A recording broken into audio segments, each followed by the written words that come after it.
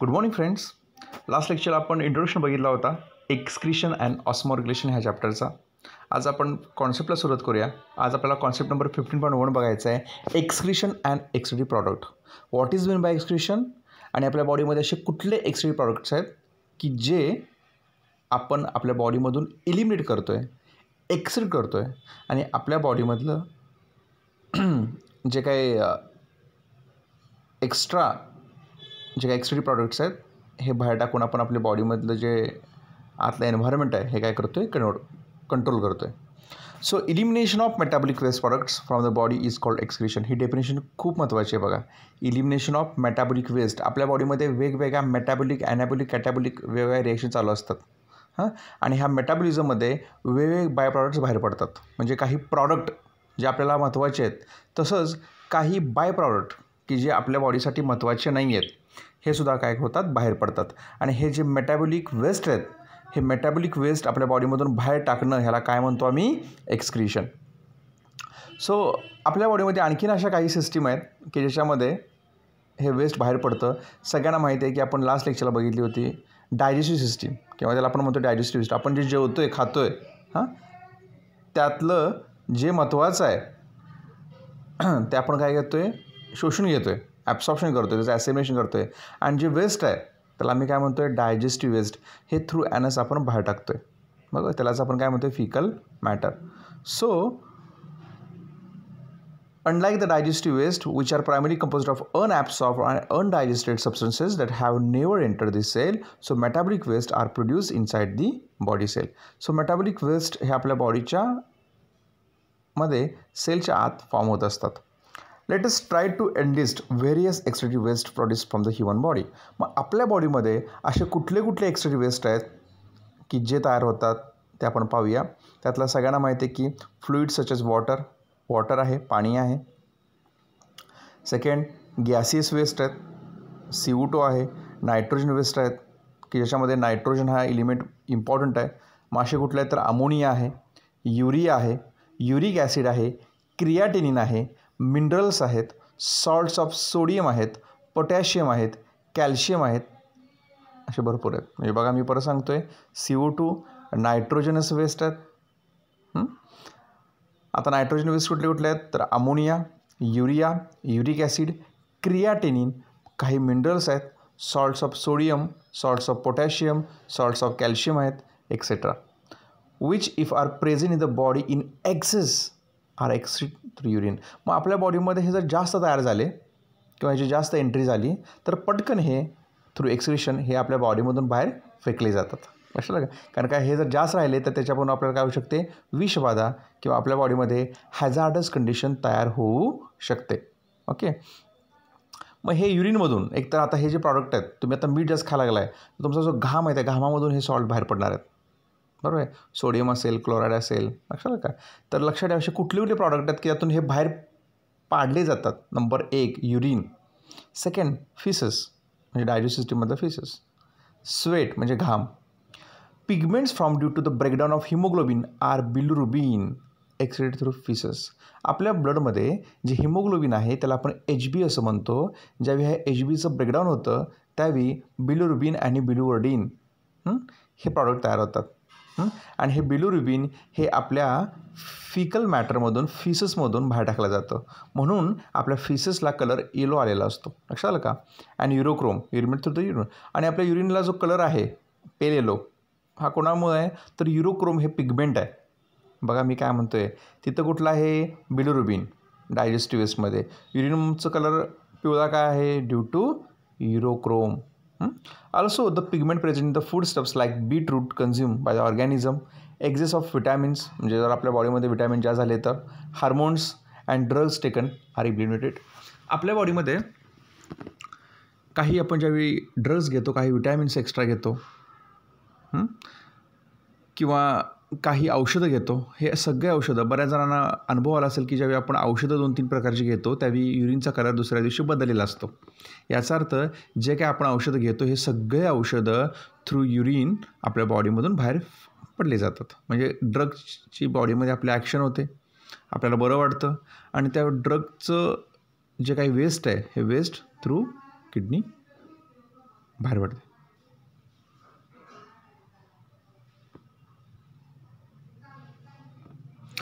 Body of an organism can store excess carbohydrate and fats but is unable to store excess amino acid.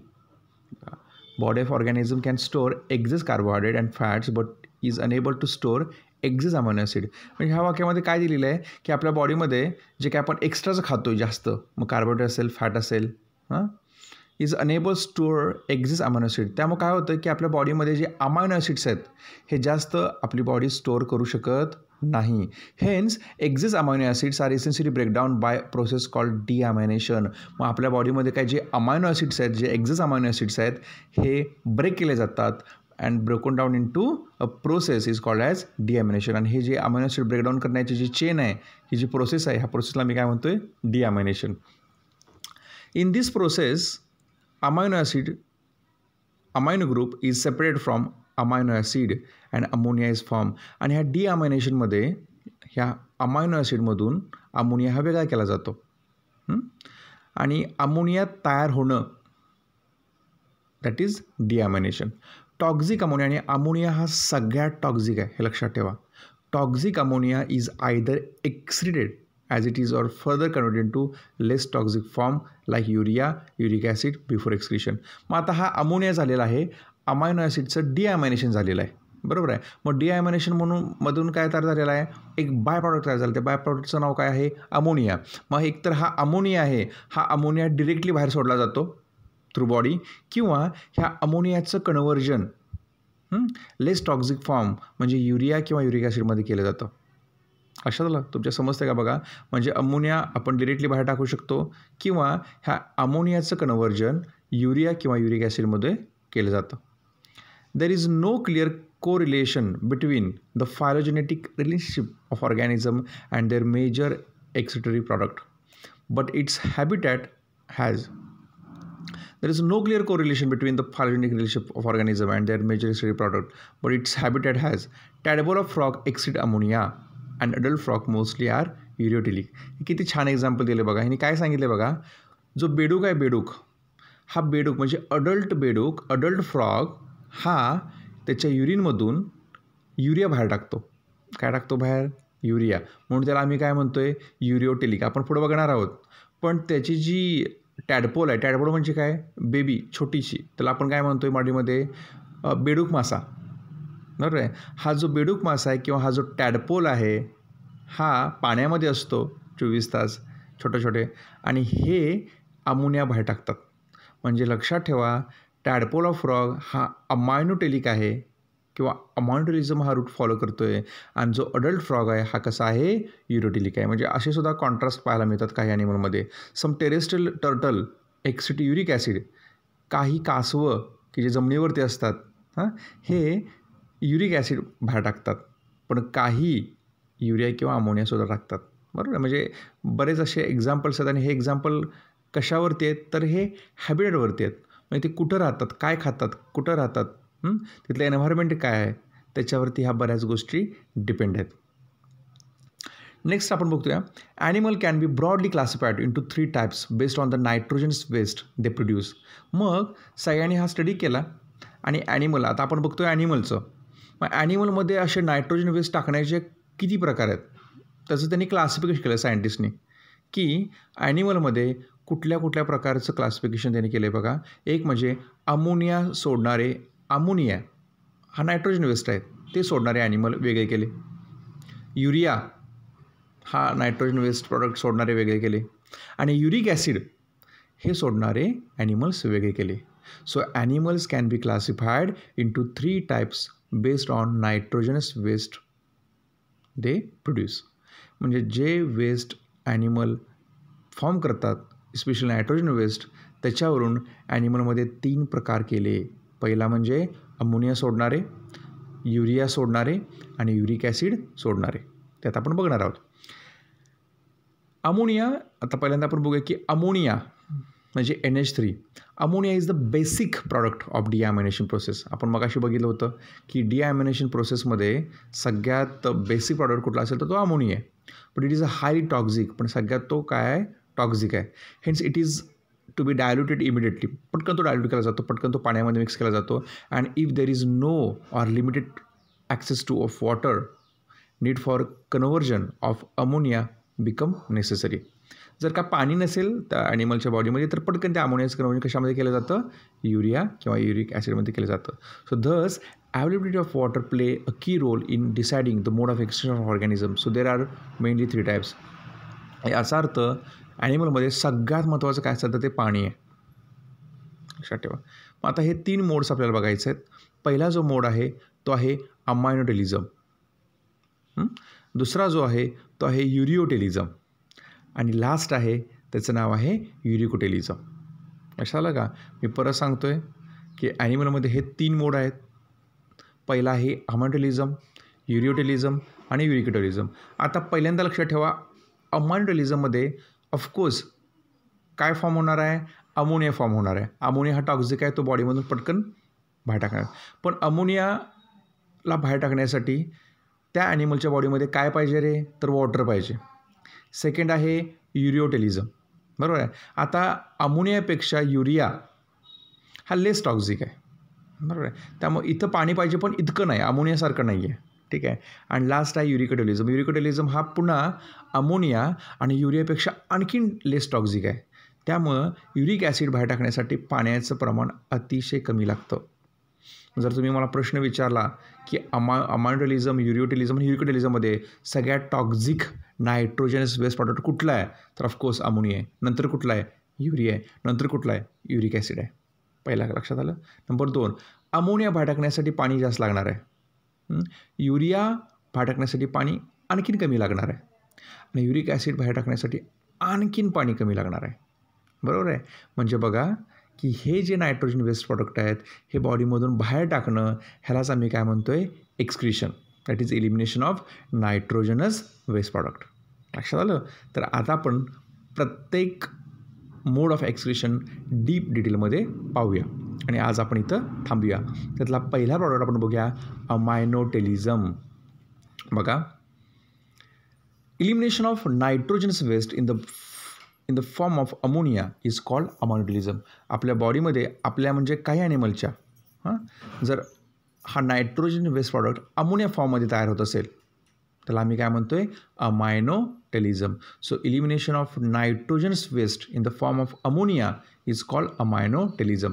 It is the basic in nature. हे basic आहे. Hence it would disturb pH of body if retain. जर का हा आपल्या बॉडीमधून बाहेर पडला नाही तर आपल्या बॉडीचा pH, त्याला आपण बॉडीमध्ये सामू असं म्हणतो, हा pH चेंज होऊ शकतो. So if retain slightly increase the pH would disturb all enzyme catalyzed reactions in the body and would also make the plasma membrane unstable. आणि जर हा राहिला तर आपल्या बॉडीमधला pH वाढून जे एन्झाईम्स आहेत त्यातल्या रिएक्शनमध्ये काहीतरी चेंज होऊ शकतो आणि प्लाझ्मा मेम्ब्रेन हा अनस्टेबल होऊ शकतो. So it is readily soluble in water and need large quantity of water to dilute and reduce the toxicity. आणि हा म्हणून खूप टॉक्झिक आहे आणि हा टॉक्झिक असल्यामुळं पटकन हा पाण्यामध्ये जाऊन मिक्स व्हायला पाहिजे आपल्या बॉडीमधल्या. त्यामुळं आपल्या बॉडीमध्ये म्हणजे ज्यांच्यामध्ये अमायनोटेलिझम हा रूट आहे त्यांना पाण्याची खूप काय असते, गरज असते. लक्षात आलं. So however, it is energy saving mechanism of excretion. Hence all animals that have plenty of water available for dilution of ammonia excrete nitrogen waste in the form of ammonia. त्यामुळे ज्या प्राण्यांच्यामध्ये जिथं पाणी भरपूर आहे, त्याच्या बॉडीमध्ये भरपूर पाणी आहे, अशा ॲनिमलमध्ये हा रूट किंवा हा मोड पाहायला मिळतो. मग सच ॲनिमल्स आर कॉल्ड अमायनोटेलिक. मग ज्यांच्यामध्ये अमोनिया तयार होतो आहे, जिथं पाण्याची अवेलेबिलिटी भरपूर आहे, अशा ॲनिमलमध्ये हा अमायनोटेलिझम हा पाथवे पाहायला मिळतो. मग अशा ॲनिमल कुठले आहेत त्यात आपण बघूया. मग 1 ग्रॅम अमोनिया, बघा मी परत सांगतो आहे, 1 ग्रॅम अमोनिया जर त्या ॲनिमलमधून बाहेर पडायचा असेल तर त्याला कमीत कमी 300 ते 500 ml म्हणजे जवळपास अर्धा लिटर पाण्याची आवश्यकता आहे. मी परत सांगतो आहे बघा की ज्या ॲनिमलमध्ये अमोनिया तयार होतो आहे, अमोनिया हा टॉक्झिक आहे, मग अमोनियाला पटकन बाहेर टाकायला पाहिजे, मग त्याच्यासाठी बॉडीमध्ये वॉटर पाहिजे. मग 1 ग्रॅम जर अमोनिया त्याला बाहेर फेकायचा असेल त्या रिस्पेक्टिव्ह ॲनिमलला तर त्यानं कमीत कमी 300 to 500 ml इतकं वॉटर कन्झ्युम करायला पाहिजे 1 ग्रॅमसाठी. 2 ग्रॅम असेल तर 1 लिटर, 3 ग्रॅम असेल तर 1.5 लिटर, 4 ग्रॅम असेल तर 2 लिटर. मग असे कुठले ॲनिमल्स आहेत की ज्यांच्यामध्ये अमोनिया फॉर्म होतो आहे आणि ते अमायनोडेलिझम पाथवे फॉलो करतात. बघा, अमायनोडेलिझम इज फाउंड इन ॲक्वॅटिक इन्व्हर्टिब्रेट्स. बघा, ॲक्वॅटिक इन्व्हर्टिब्रेट्स. बोनी फिशेस, सगळ्यांना माहिती आहेत बोनी फिशेस की ज्यांच्यामध्ये हाडं असतात असे fishes. Aquatic or larval amphibian. Amphibian म्हणजे काय की बेडूकवर्गीय प्राणी. Animals without excretory system also ammonotelism. Protozoa, काही प्रोटोझोआ आहेत की ज्यांच्यामध्ये ही सिस्टीम नसून सुद्धा ते काय करतात, अमोनिया बाहेर फेकतात. Ammonotelic animals excrete ammonia through general body surface that is skin, gills and kidney. मग हे जे ॲनिमल आहेत म्हणजे फ्रॉग असतील, फिश असतील, काही ॲक्वॅटिक इन्व्हर्टिब्रेट्स असतील, काही प्रोटोज असतील, हे त्यांच्या स्किनमधून, त्यांच्या गिल्समधून, त्यांच्या किडनीमधून अमोनिया बाहेर फेकत असतात आणि त्यांच्या बॉडीमधली टॉक्सिसिटी कमी करत असतात. सगळ्यांना का आलं ह्याच्यामध्ये सगळ्यात महत्त्वाचं म्हणजे त्याचे एक्झाम्पल्स. 1 ग्रॅम अमोनिया बाहेर फेकायला त्यांना किती पाणी घ्यायला लागणार आहे, 300 ते 500. बरोबर आहे, त्याचे एक्झाम्पल लक्षात आले. आणि सगळ्यात महत्त्वाचं म्हणजे जर का हा अमोनिया त्यांच्या बॉडीमध्ये तसंच राहिला तर pH वाढणार, प्लाझ्मा मेम्ब्रेन अनस्टेबल होणार, एन्झायमॅटिक कॅटेगरी रिॲक्शन जे आहेत त्या बऱ्यापैकी त्याच्यामध्ये चेंज होणार. त्यामुळं पटकन अमोनिया बाहेर टाकणं गरजेचं आहे. हा पहिला रूट, पहिला मोड. आता सेकंड जो रूट बघणार आहोत तो आहे युरिओटेलिझम, की जो आपल्यामध्ये आहे. So elimination of nitrogenous waste in the form of urea is called ureotelism. पहिल्यांदा डेफिनेशन लिहायची की elimination of nitrogen waste in the form of urea. जे ॲनिमल नायट्रोजन वेस्ट युरिया फॉर्ममध्ये बाहेर फेकणार आहेत त्याला आम्ही काय म्हणणार आहे, युरिओटेलिझम. मग युरियाचा फॉर्म्युला काय रे, तर H2NCO NH2 की म्हणजे NH2CONH2 हा युरियाचा फॉर्म्युला आहे. Is called ureotelism. Urea is less toxic and less water soluble than ammonia. अमोनियापेक्षा युरिया हा कसा आहे, लेस टॉक्सिक आहे आणि लेस वॉटर सॉल्युबल आहे. लक्षात का. Hence it can be concentrated to some extent in the body. त्यामुळं आपल्या बॉडीमध्ये तो थोडासा स्टोअर झाला किंवा त्याचं कॉन्सन्ट्रेशन थोडंसं वाढलं तर काही फरक पडत नाही, पण जास्त वाढला तर मग तर फरक पडू शकतो. So due to this it requires less water for elimination. त्यामुळं बाहेर टाकण्यासाठी त्याला पाणीसुद्धा थोडंसं अमोनियापेक्षा काय लागतं, कमी लागतं. So compare to ammonia about 100 times less water in human, several 100 times in camel, kangaroo and shark. प्रत्येकामध्ये ते वेगळं दिलेलं आहे. As it is less toxic and less water soluble, hence ureotelism is suitable for animal those need conservation of water to some extent. त्यामुळे बऱ्याच जणांच्यामध्ये पाणी साठवून ठेवणं हे मेकॅनिझम तयार झालेलं आहे. Hence it is commonly in terrestrial animals as they have to conserve H2O. जे टेरेस्ट्रियल ॲनिमल आहे त्यांच्यामध्ये वॉटर कन्झर्व होतं. It takes about 50 ml of H2O for remove 1 gram of ammonia NH2 in the form of urea. आता यांनी दिलेलं आहे बघा, मग अशा आपण बघितलं की 1 ग्रॅम अमोनिया बाहेर टाकायला त्याला किती पाणी घ्यायला लागत होतं, 300 ते 500 ml. तर 1 ग्रॅम युरिया बाहेर टाकण्यासाठी त्याला कमीत कमी 50 ml इतकं पाणी इम्पॉर्टंट आहे. Mammals, cartilage fish, many aquatic reptiles, most of the adult amphibians are ureotelic. They convert ammonia to urea in the liver. मग अमोनियाचं कन्व्हर्जन त्यांच्यामध्ये युरियामध्ये होते. ते कुठं होतं आहे, तर लिव्हरमध्ये होते. तर युरियामध्ये लिव्हरमध्ये त्यांच्यामध्ये अमोनियाचं कन्व्हर्जन युरियामध्ये होण्यासाठी एक सायकल आहे. त्या सायकलचं नाव आहे urea cycle or ornithine cycle, किंवा त्याला दुसरं नाव दिलेलं आहे क्रेब अँड हॅन्सलेट सायकल. ही सायकल 1932 डिस्कवर केली. 3 ATP molecules are use to produce 1 molecule of urea. मग अमोनियापासून 1 मॉलिक्युल युरियाचा फॉर्म होण्यासाठी 3 ATP 3 ॲडेनोसिन ट्रायफॉस्फेटची काय आहे, आवश्यकता आहे. Shark retain more urea in their body fluid that is blood to make their blood isotonic to surrounding marine water. So this help to prevent possible loss of water by exosmosis. आता इथे example दिलं आहे ते शार्कमध्ये जो urea तयार होतो आहे हा युरिया तो बाहेर टाकत नाही. थोडासा युरिया तो काय करतो आहे, त्याच्या ब्लडमध्ये स्टोअर करतो आहे. त्यामुळं बाहेरचं वातावरण आतला ऑस्मोटिक प्रेशर तो काय करतो आहे, मेंटेन करतो आहे. त्यामुळं त्याच्या बॉडीमधलं जे वॉटर आहे ते वॉटर जास्त बाहेर जात नाही आहे. त्यालाच आम्ही काय म्हणतो आहे, एक्झॉस्मॉसिस मेकॅनिझम. लास्ट आहे uricotelism, that is C5H4O3N4 uricotelism. So elimination of nitrogen waste in the form of uric acid is called uricotelism. Uric acid is least toxic, hence it can be retained in the body by some time in concentration form. It is least soluble in water, ते पाण्यामध्ये पटकन soluble होत नाहीत. So hence minimum बघा मी परत सांगतोय 5 ते 10 ml वॉटरची आवश्यकता आहे 1 ग्रॅम युरिक ॲसिड बाहेर टाकायला. Or no need of water for its, किंवा जरी नसेल पाणी तरीसुद्धा चालतं.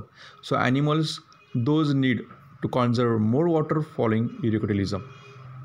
जे ॲनिमलमध्ये पाण्याचं प्रमाण अतिशय कमी आहे किंवा ते नाहीच, तर अशा ॲनिमलमध्ये युरिकोटिलिझम हा रूट फॉलो होतो आहे. Ammonia is converted to uric acid by inosinic acid pathway. So in the liver of bird, किंवा पक्षी आहेत, काही इन्सेक्ट आहेत, काही स्नेल्स आहेत की ज्याच्यामध्ये हा युरिकोटिलिझम मोड पाहायला मिळतो आहे. मग त्यांच्या बॉडीमध्ये जो अमोनिया तयार होतो आहे, ह्या अमोनियाचं कन्व्हर्जन युरिक ॲसिडमध्ये होतं आहे. तर हे कुठं होतं आहे, तर त्यांच्या लिव्हरमध्ये होतं आहे, लिव्हर ऑफ बर्ड्समध्ये.